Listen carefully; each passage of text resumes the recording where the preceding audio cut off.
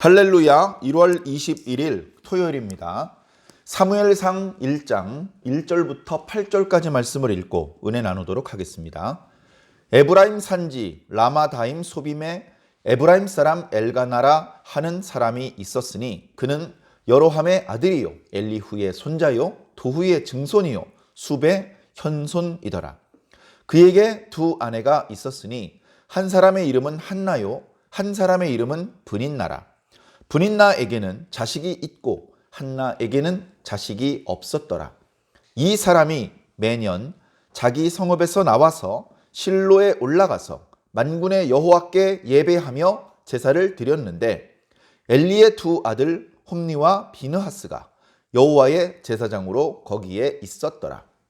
엘가나가 제사를 드리는 날에는 제물의 분깃을 그의 아내 브닌나와 그의 모든 자녀에게 주고 한나에게는 갑절을 주니 이는 그를 사랑함이라. 그러나 여호와께서 그에게 임신하지 못하게 하시니 여호와께서 그에게 임신하지 못하게 하심으로 그의 적수인 브닌나가 그를 심히 격분하게 하여 괴롭게 하더라. 매년 한나가 여호와의 집에 올라갈 때마다 남편이 그같이 하매 브닌나가 그를 격분시키므로 그가 울고 먹지 아니하니 그의 남편 엘가나가 그에게 이르되 한나여 어찌하여 울며 어찌하여 먹지 아니하며 어찌하여 그대의 마음이 슬프냐 내가 그대에게 10 아들보다 낫지 아니하냐 하니라. 아멘. 예, 감사합니다. 빌립보서 말씀 묵상을 마치고 오늘부터는 사무엘상 말씀 묵상을 시작합니다.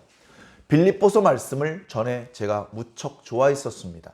빌립보서 말씀 중에 아주 유명한 구절도 많이 있고 그 구절들을 이렇게 액자로 만들거나 또는 찬양으로 그렇게 만들어진 노래들도 있고 해서 무척 좋아하는 그런 말씀 중에 하나였습니다. 그런데 이번에 빌립보서 말씀 묵상을 하면서 1장 1절부터 4장 끝절까지 이렇게 묵상을 하면서 전체적인 그 말씀을 살펴보았을 때 그렇게 가벼운 말씀, 야 기뻐하라는 말씀이구나, 야 참 기쁘다, 이렇게 신나게 웃을 수만은 없는 그런 말씀이라는 것을 새삼 절감했습니다. 거의 사도 바울의 유언장과 같은 죽기 직전에 성도들을 향한 자신의 뜨거운 사랑을 토해내는 그런 말씀이었던 것입니다. 그래서 어쩌면 이 빌립보서 말씀 묵상을 했던 이 마음의 어떤 여운이 꽤 오랫동안 남을 것 같습니다.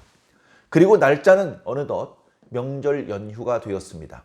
이번에는 이제 명절이 주일이고 명절 전후로 휴일이라 오늘부터 휴일이고 또 대체 공휴일까지 해서 화요일까지 그렇게 연휴가 이어지게 됩니다.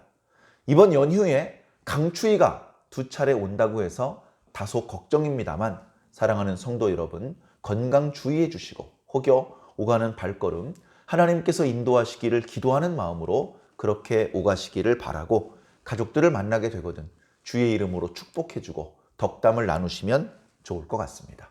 자, 다시 말씀으로 돌아오겠습니다. 사무엘 상하 말씀은 어떻게 보면 이제 사사시대가 마감되고 왕정시대가 시작되는 그런 어떤 역사가 나타나는 그런 부분입니다. 참 어떻게 보면 상당히 중요한 그런 말씀입니다. 크게 보면 이렇죠. 사무엘상은 사무엘이 태어나는 이야기로부터 시작을 합니다. 그리고 백성들의 요구로 이스라엘 백성들 가운데 왕을 세우는 이야기가 나오죠. 왕을 세우는 것은 본래 하나님의 뜻은 아니었던 것 같습니다. 그러나 백성들이 요구하는 그 요구를 하나님께서 받아들여 주셨습니다.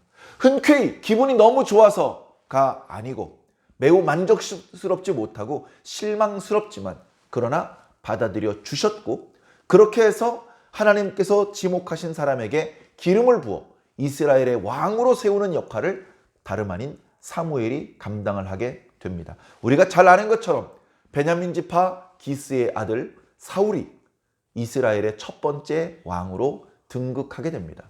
그의 시대에 있었던 이야기가 사무엘 상 말씀에 나타나고 있습니다.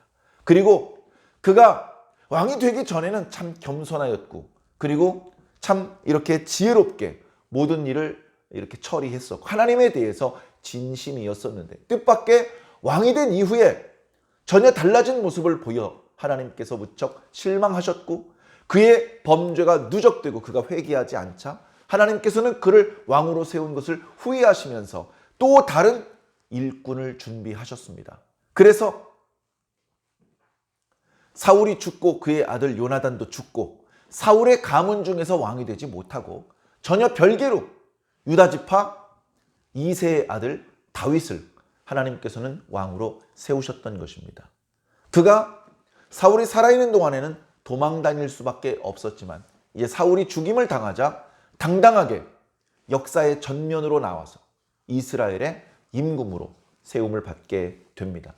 그래서 다윗이 왕으로 활동했던 기간 동안에 있었던 이야기는 사무엘 하 말씀에 나타나게 됩니다. 그리고 나서 열왕기 말씀에는 이제 솔로몬 시대의 이야기가 나오고 그리고 그 이후에 여러 왕들의 이야기가 나타나게 됩니다. 그런 어떤 역사적인 흐름 중에 지금 사무엘이 막 태어나려는 그런 이야기를 하고 있는 것입니다. 지금 아직 사무엘은 태어나지 않았습니다. 오늘 본문 말씀에 사무엘의 부친 엘가나와 모친 한나의 이름이 소개되고 있습니다. 먼저 엘가나를 살펴보겠습니다. 처음에는 엘가나가 주인공입니다. 한나는 어느 지파 사람인지 부모님이 누군지 뭐 그런 것들이 전혀 알려져 있지 않습니다. 대신 엘가나에 대해서는 소상히 소개하고 있습니다. 엘가나가 어디 살고 있느냐? 라마 다임 소빔이라는 곳에서 살고 있었습니다. 그리고 그는 에브라임 지파 사람이고 그의 부친은 하면서 그 조상들의 이름이 4대, 5대 조상까지 이름이 소개됩니다. 이렇게 이름이 소개되는 것을 보면 무엇을 알 수 있죠? 아, 뼈대 있는 가문이구나.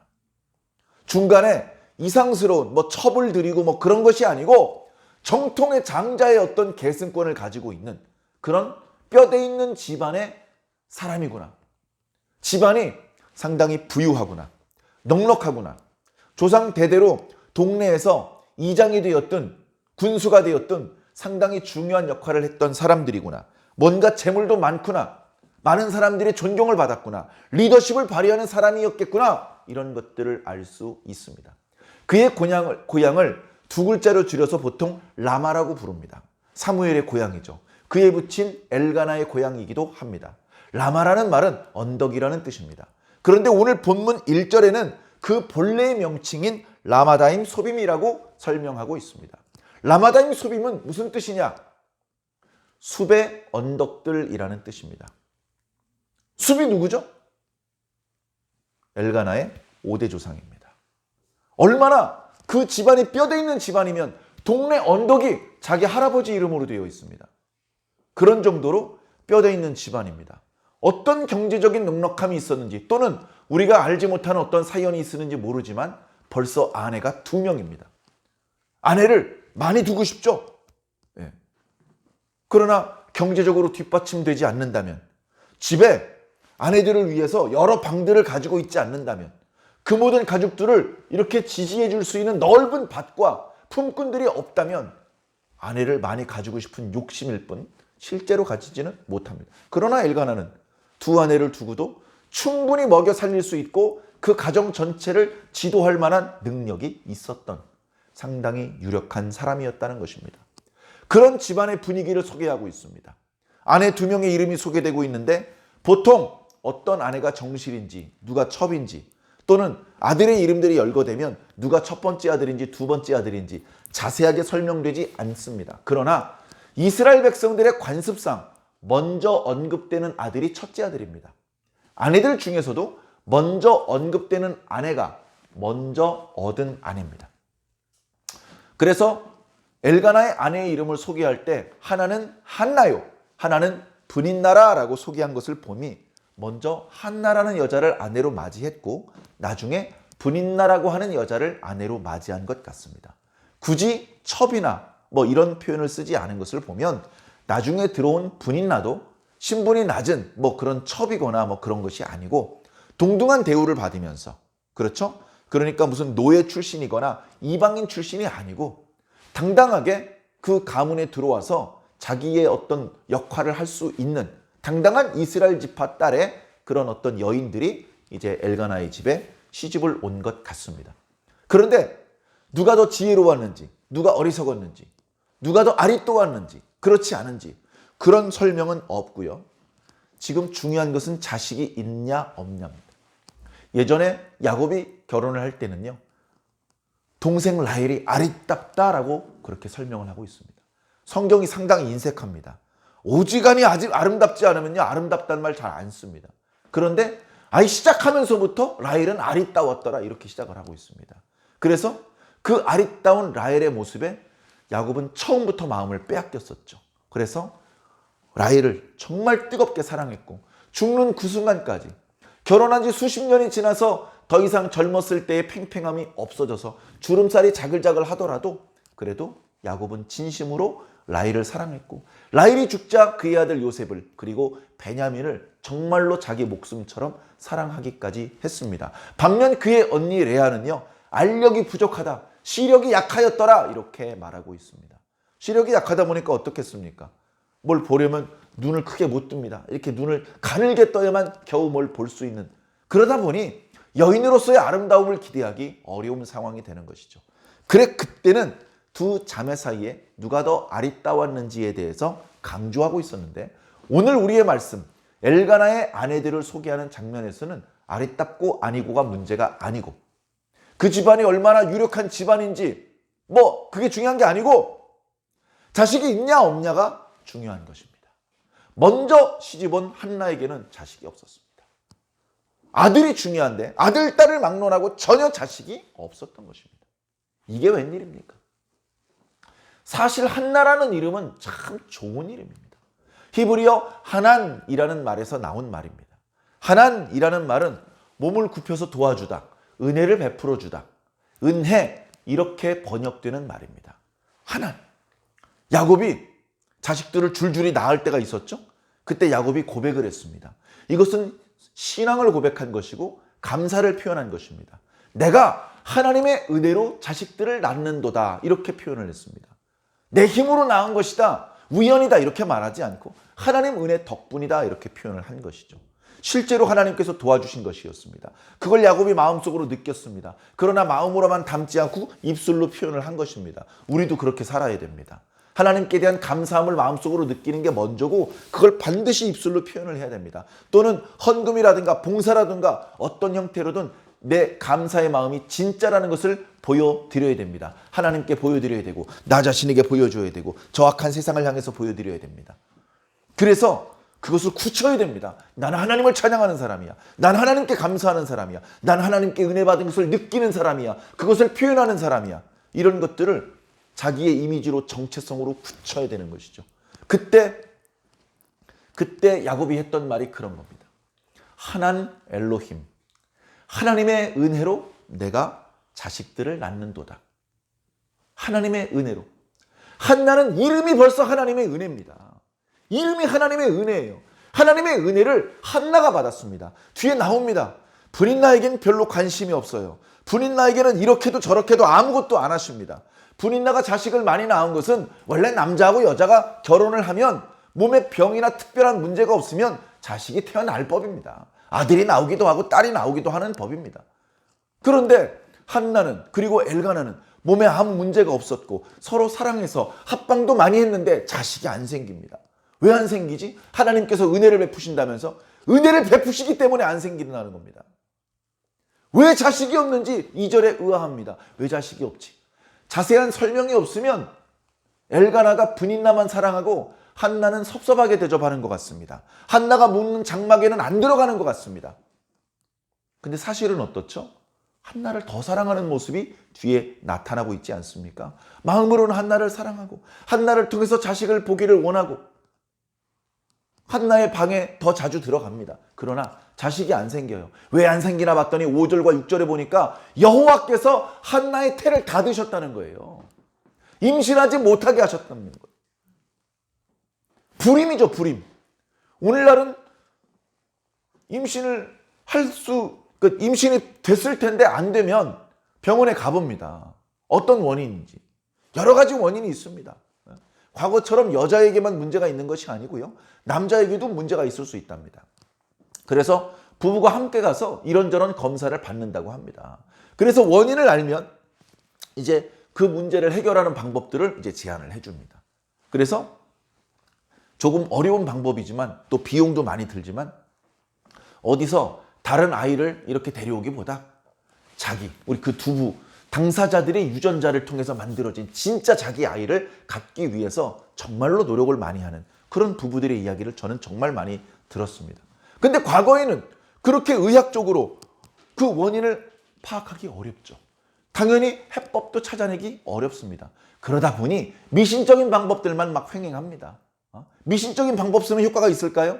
전혀 없죠. 아무 의미도 없는 겁니다. 돈만 낭비하고 잘못하면 몸만 더 망가질 수도 있는 방법들을 쓸 수도 있습니다. 자, 그런데 성경은 친절하게도 그 원인이 어떤 신체의 결함이나 무슨 질병 때문이 아니고 하나님께서 의도적으로 임신하지 못하게 막으셨기 때문이다라고 말씀하고 있습니다. 이 부분을 우리가 살펴서 봐야 됩니다.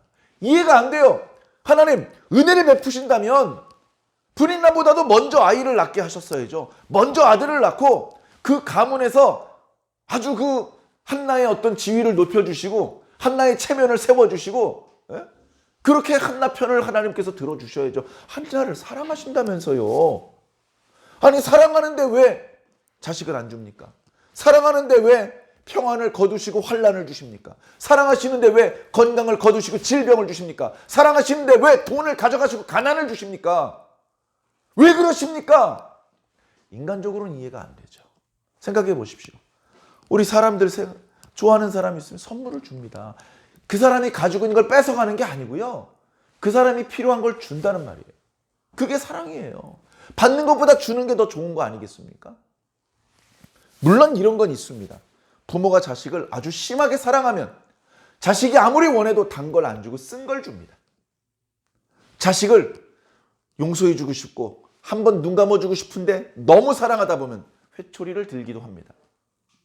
그런 걸 보면 하나님께서 한나에게 그렇게 자식을 낳고 싶어하는 그 한나에게 자식을 주지 않는 것은 어쩌면 하나님께서 한나를 조금 사랑하시는 것이 아니라 너무 많이 사랑하셔서 단순히 자식을 잘 낳고 남편의 사랑을 받는 그런 아내 정도로 복받는 것이 아니고 그보다 더 큰 하나님의 역사를 감당하는 중요한 인물로 선택하셨기 때문인지도 모른다는 것입니다.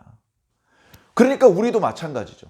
하나님께서 우리 교회를 사랑하시는데 하나님께서 저와 여러분들을 사랑하시는데 그런데 우리가 받고 있는 축복은 우리의 기대치만 못한 것 같을 때 왜 이러지? 사랑하신다면서? 그럼 우리의 희망 상황과 실제 현실 사이에 괴리가 발생했을 때 오해할 수도 있고 하나님께 대하여 섭섭할 수 있고 심하면 원망하고 불평할 수도 있는데 그럴 필요가 없는 것이죠. 오히려 우리들에게 또 다른 하나님의 뜻이 있고 또 다른 하나님의 사명이 있을 수도 있는 것입니다. 조금 다른 이야기지만 어떤 두 신실한 청년이 있었습니다. 남자와 여자가. 그래서 둘 다 하나님을 잘 섬기고 교회도 잘 섬겼습니다. 그래서 청년부에서 활동을 하다가 서로 교제를 하게 되었습니다. 그래서 양가 부모님뿐 아니라 모든 성도들의 축복 속에 결혼하게 되었습니다. 그래서 모두들 저 청년들은 복 받을 거야. 취직도 잘 되고 아이도 잘 낳고 건강한 믿음의 가정을 세울 거야. 그렇게 생각을 했었습니다. 그러다가 결혼을 했는데 아이가 금방 안 생깁니다. 뭐가 문제가 있나? 검사를 해보니까 아무 문제가 없습니다. 그래 괜찮을 거야 하더니 아이가 생겼습니다. 거 봐 금방 아기 생긴다고 하잖아. 그래서 아이를 낳았는데 기형아가 나왔습니다. 자신들을 닮은 너무너무나 귀여운 딸이나 너무너무나 늠름한 아들을 낳기를 바랬는데 차마 보기가 흉측한 그런 기형을 가진 아이가 태어난 것입니다. 그래서 이 두 젊은 부부는 하마터면 하나님을 원망할 뻔했습니다. 하나님! 우리가 그동안 하나님을 진심으로 섬겼는데 우리 남은 인생 전부를 하나님께 바치려고 했었는데 이게 뭡니까? 인간적으로는 그렇게 원망 한번 해봄직합니다. 그런데 그래도 이 젊은 두 부부는 신실한 부부였기 때문에 감히 하나님께 대하여 원망한다는 것을 상상할 수도 없었습니다. 그러나 마음이 너무 아파옵니다. 흐르는 눈물이 멈춰지질 않습니다. 엄마도 울고 아빠도 울고 아기를 보면서 말없이 울고 있습니다. 그런 모습을 보는 것은 하나님의 마음도 좋지 않았을 것입니다. 그래서 도대체 왜 그동안 모든 성도들에게 귀감이 될 수 있을 정도로 성실하게 신앙해 왔는데 그런 우리 부부들에게 이런 아이를 낳게 하시는 이유가 뭡니까? 그렇게 이제 기도하기 시작을 했고 하나님께서 답을 주셨습니다. 그 응답을 듣고 두 부부는 한 번 더 울어야 했습니다. 그리고 하나님께 감사했습니다. 하나님, 저희 부부를 이렇게 믿어주셔서 감사합니다. 우리 부부를 이렇게 믿어주셔서 감사합니다. 이 아이를 열심히 길러보겠습니다. 그렇게 결심을 했습니다. 왜 그런 결심을 했느냐면 하나님께서 주신 응답이 그 아이는 어느 가정에 가든지 부모의 사랑을 받지 못할 것 같았다. 그 아이를 다른 가정에 보내면 그 부부는 그 아이를 죽일 것으로 선택할까 봐 내가 너희를 믿고 너희 가정에 보냈다. 그래도 너희들은 이 아이를 죽이지 않을 것 같았다. 너희라면 이 아이를 사랑할 것 같았다. 너희라면 이 아이를 잘 기를 것 같았다. 그래서 너희 가정에 보내준 것이다. 하나님께서 그렇게 응답을 주셨어요. 그래 눈물을 한 번 더 흘리고 하나님 저희를 믿어주셔서 감사합니다 하면서 그 아이를 잘 길렀고 그 이후에 아무 문제가 없는 자녀를 더 많이 낳았다고 합니다. 하나님의 뜻을 깨닫기 전에는 우리는 힘들어요. 이해가 안 되니까. 고통스럽기도 하고 원망스럽기도 하고. 그러나 섣불리 원망하지 않고 그 우리의 기대와 다른 현실에 대하여 왜 이런 예상 밖의 일이 자꾸 벌어지는지에 대해서 하나님께 응답을 간구해야 됩니다. 내가 지금 그 이유를 모를 뿐이지 하나님께 이유가 있어. 하나님께 뜻이 있어. 그 뜻을 빨리 알아야 우리가 이 고민과 갈등의 상황에서 벗어나올 수 있고 평안을 누릴 수 있습니다. 아직은 한나가 하나님의 깊은 뜻을 아직 모르는 상태입니다. 당연히 엘가나도 모르고요. 분인나는 아무 생각 없습니다. 자, 이런 상황이 계속 이어지고 있습니다. 그런 상황에 엘가나가 자기 동네에서 그저 동네 사람들의 존경을 받을 뿐 아니라 하나님께 대해서도 신실한 자였기 때문에 매년 실로에 하나님의 성막이 있었습니다. 거기 언약궤도 있었고 제사장도 있고 그래서 거기서 하나님께 제사를 드리기 위해서 빠짐없이 매년 성막을 찾았습니다. 성막을 찾을 때는 어떻게 가냐면요. 가족들을 대거 인솔해서 갑니다. 거기서 며칠 지내다 와야 되기 때문에 천막도 가지고 가야 되고요. 그 천막들을 치고 운반할 종들도 대동해야 됩니다. 천막들을 실어 나를 수 있는 가축들과 수레도 여러 개 있어야 됩니다. 아내도 데리고 가야 되고 자식들도 데리고 가야 되고 그리고 가서 하나님께 제사를 드려야 되는데 제물로 바칠 가축들도 끌고 가야 됩니다. 그렇게 크게 준비를 합니다. 그러니까 가난한 집안에서는 그렇게까지는 못합니다. 그래서 뭔가 이렇게 뼈가 있는 집안이기 때문에 아주 대규모로 준비를 해서 절기가 되면 미리 며칠 전부터 준비를 했다가 이제 하나님의 성소로 가는 것이죠. 가면 뭐합니까? 제사를 드립니다. 오늘 말씀에 보니까 사사 엘리가 제사장으로 일하고 있고 그리고 그가 나이 많았기 때문에 제사장으로서 현장에서는 그의 아들 홈니와 비느하스가 제사장으로 봉사하고 있었습니다. 우리가 레위기, 출애굽기, 레위기, 민수기, 신명기 그 율법의 말씀을 묵상하면서 제사장에 대해서 잘 압니다. 대제사장은 이스라엘에서 단 한 명입니다. 대제사장은 다른 일반 제사장들보다 더 많은 것이 갖추어져 있습니다. 의복이 상당히 화려하죠. 그러나 그렇게 화려한 대제사장의 의복은 1년에 몇 번 안 입습니다. 거의 대부분은 대제사장도 보통 제사장들과 비슷한 정도의 옷만 갖추어서 입습니다. 그렇게 하고 그 보통 제사장들은 대제사장이 없을 때 또는 대제사장이 있으더라도 옆에서 보조로 제사를 하나님 앞에 바치는 일을 돕습니다. 제사를 바칠 때 제물을 하나님 앞에 바치는 헌제자가 제물을 끌고 옵니다. 제사장의 안내를 따라서 그 가축을 씻고 그 가축을 잡고 그의 피를 제사장에 받아갑니다. 그리고 그 제물을 제단 위에 올려서 불사릅니다. 다 태우는 번제도 있고 또 여러 가지 피를 제단에 또는 성소 안에 뿌리는 여러 종류의 제사들이 있는데 지금 엘가나가 하나님 앞에 드리려는 제사는 감사 제사입니다. 화목 제사죠. 다시 말해서 그 제물을 잡은 이후에 피는 다 뿌리되 그 고기 중에서 일부는 태우고 일부는 제사장의 몫으로 드리고 일부는 그 재물을 끌고 온 사람이 다시 가져갑니다. 다시 말해서 양을 끌고 갔어요. 양을 끌고 갔어요. 그럼 양을 죽입니다. 양의 피를 받아서 제단에 뿌리죠. 그리고 거기 그 양 고기를 삶아요. 양 고기를 큰 솥에다 넣고 삶아요. 삶고 제사장에게 허락된 부위가 있어요. 보통 오른쪽 뒷다리입니다. 그것을 하나님 앞에 번쩍 들어서 먼저 하나님 앞에 바치고 그걸 제사장이 하나님께 받아서 그건 제사장들의 가족들이 먹도록 그렇게 하나님께서 배려해 주셨습니다. 그리고 그 나머지 부분은요. 그 재물을 끌고 왔던 가족들이 도로 가져갑니다. 가져가면 집으로 가져가는 것이 아니고 그날 다 먹어야 됩니다.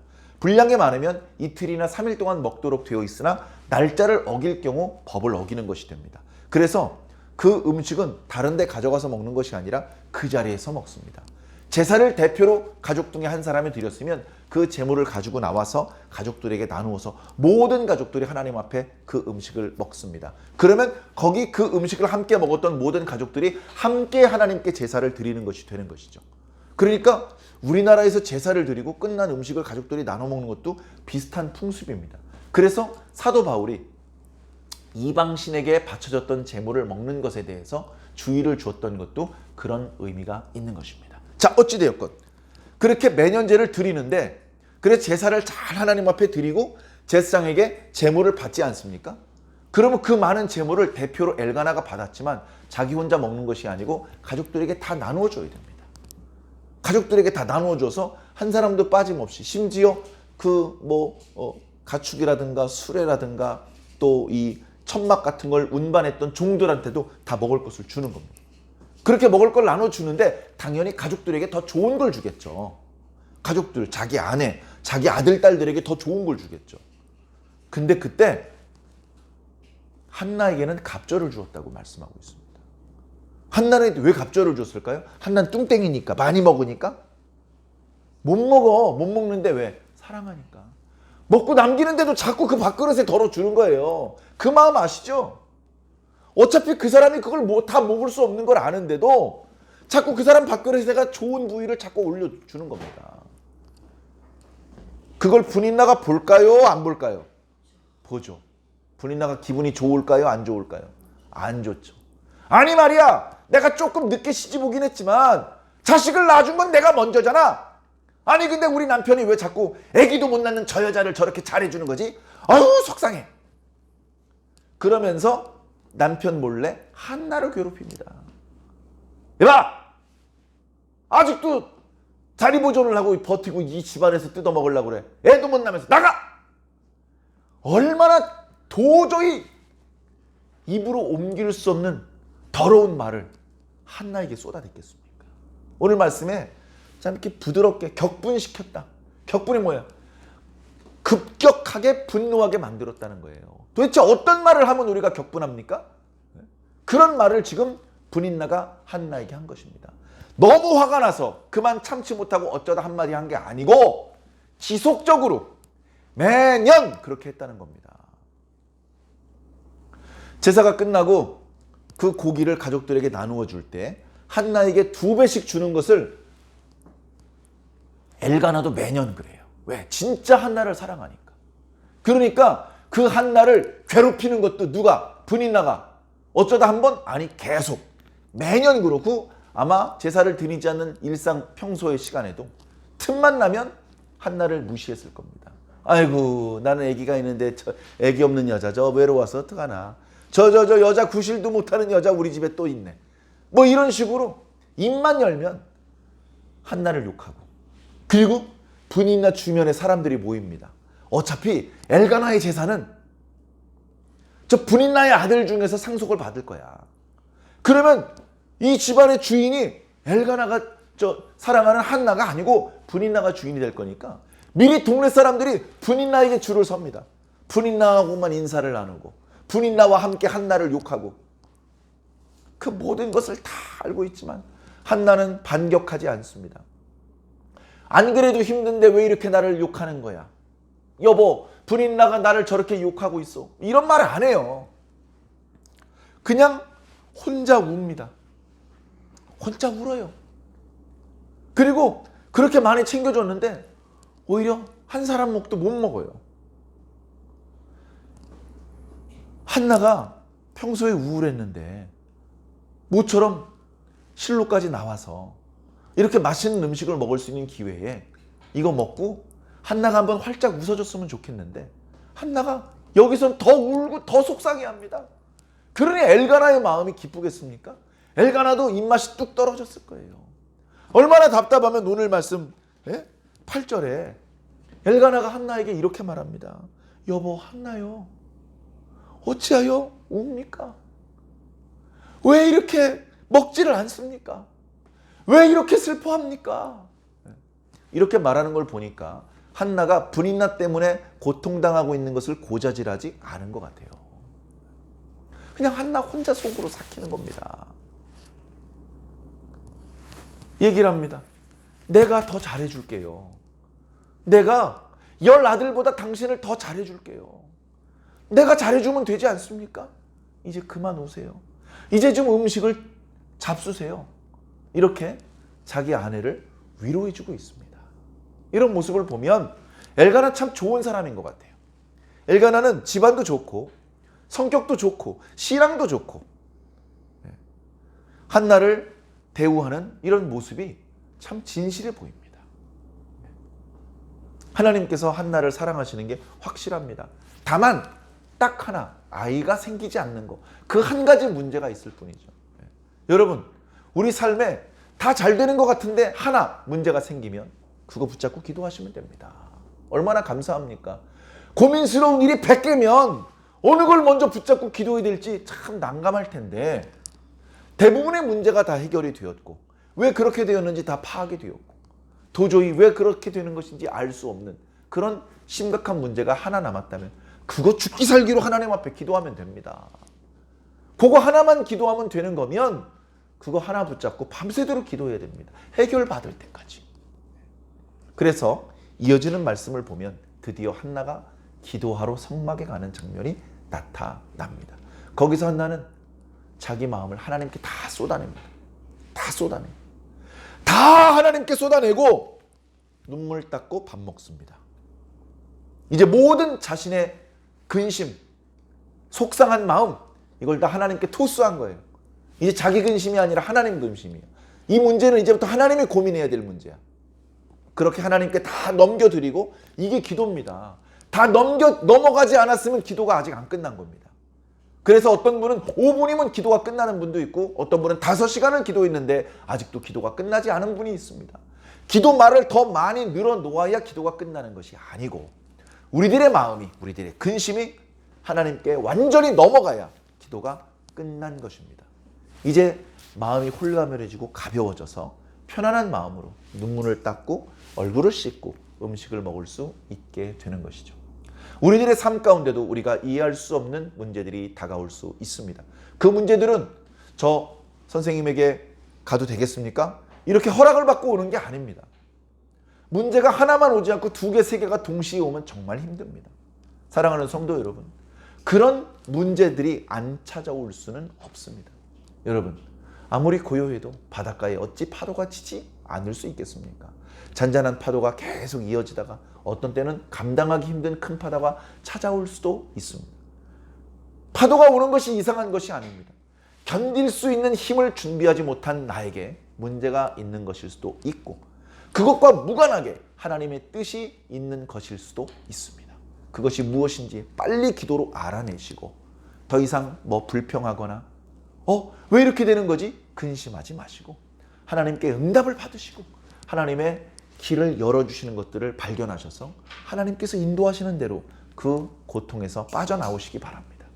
이번 연휴에 여러분들의 마음에 어떤 근심이 덜어지는 그런 연휴가 되면 참 좋겠는데 경우에 따라서 마음의 근심이 더 커지는 그런 연휴가 될 수도 있습니다. 그러나 두려워하지 마십시오. 걱정하지 마십시오. 하나님은 우리를 떠나지 않고 우리와 함께하고 계시고 주님께서는 우리의 기도를 듣기 위해 모든 준비가 끝나셨습니다. 이제 우리가 기도하기만 하면 됩니다. 앞으로 사무엘상 말씀 묵상을 통해서 우리에게 많은 지혜와 교훈을 주실 것입니다. 하나도 빠짐없이 받으셔서 더 성장하시고 성숙한 모습을 주님께 보여드리게 되시기를 예수님 이름으로 간절히 축원합니다. 아멘.